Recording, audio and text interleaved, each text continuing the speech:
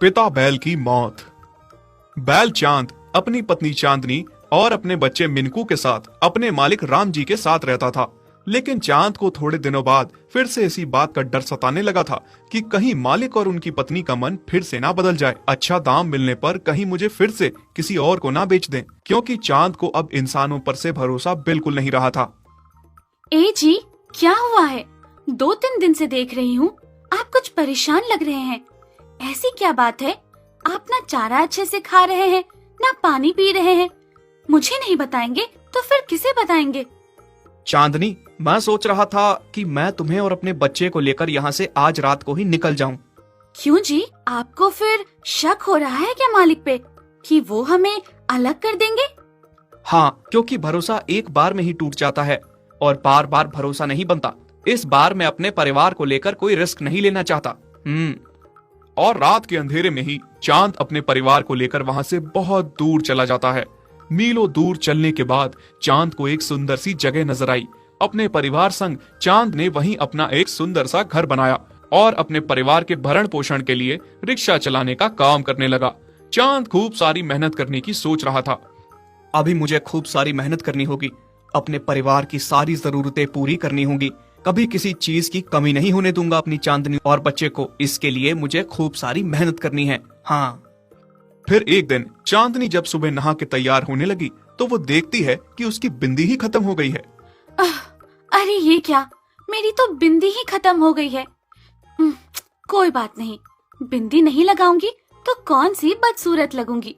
वैसे भी मिनकू के बाबा कहते हैं मैं हार श्रृंगार करूं या ना करूं, मैं उतनी ही सुंदर लगती हूँ। और अभी हमारे पास इतने पैसे भी नहीं हैं कि हम फालतू की चीजों पे खर्च करें। तभी मिनकू माँ के पास आकर कहता है, हाँ बेटा, बोल क्या हुआ?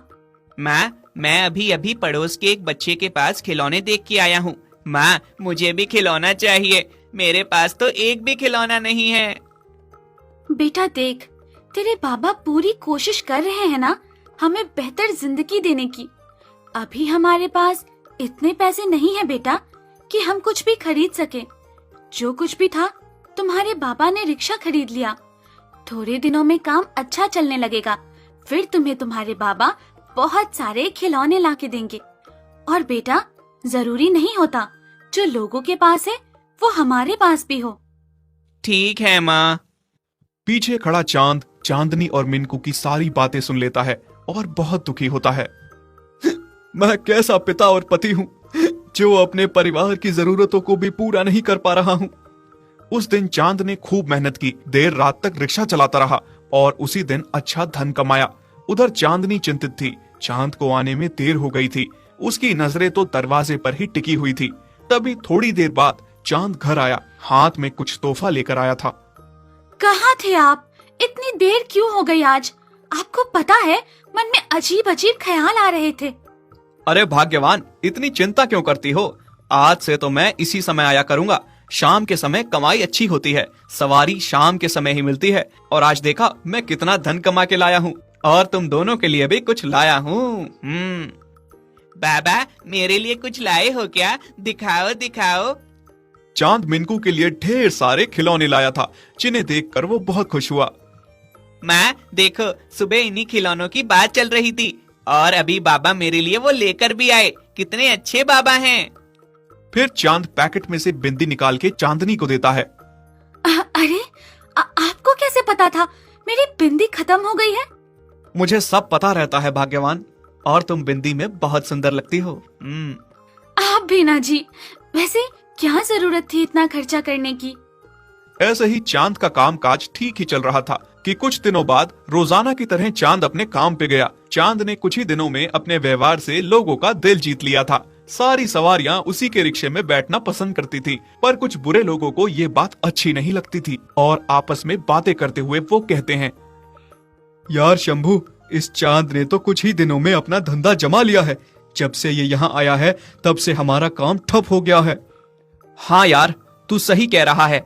मुझे ऐसा लगने लगा है कहीं हमें थोड़े दिनों में रिक्शा बेचकर घर पे ना बैठना पड़े। पर करें भी तो क्या करें?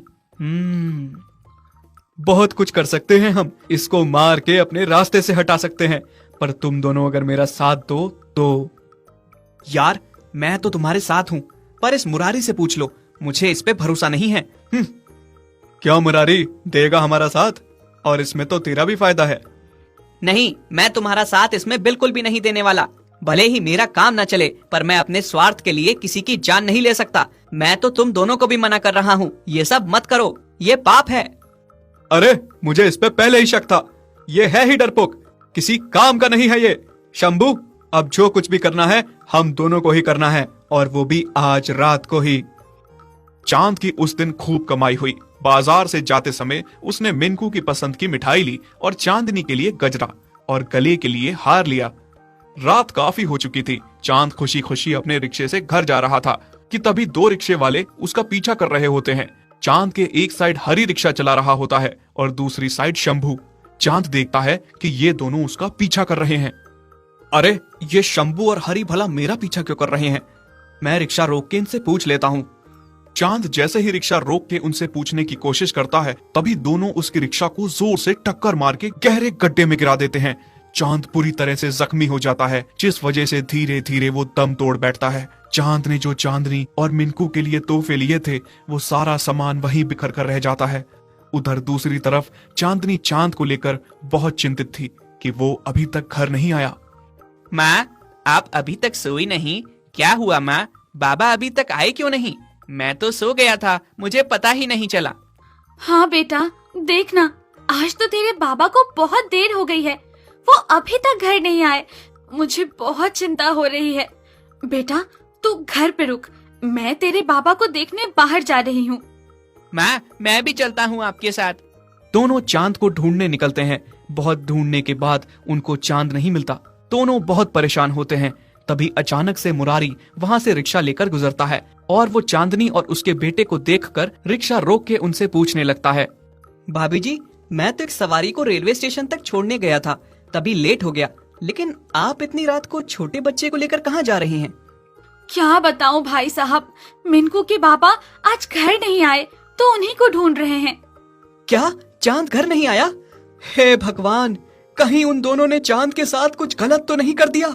भगवान, कोई अनर्थ ना हुआ हो। क्या कह रहे हैं आप? कुछ समझ में नहीं आ रहा, साफ साफ कहिए भाई साहब।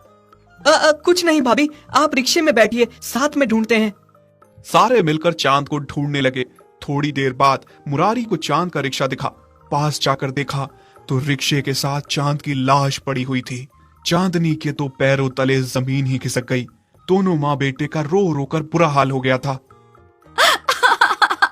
हे भगवान, आप हमें छोड़ के क्यों चले गए?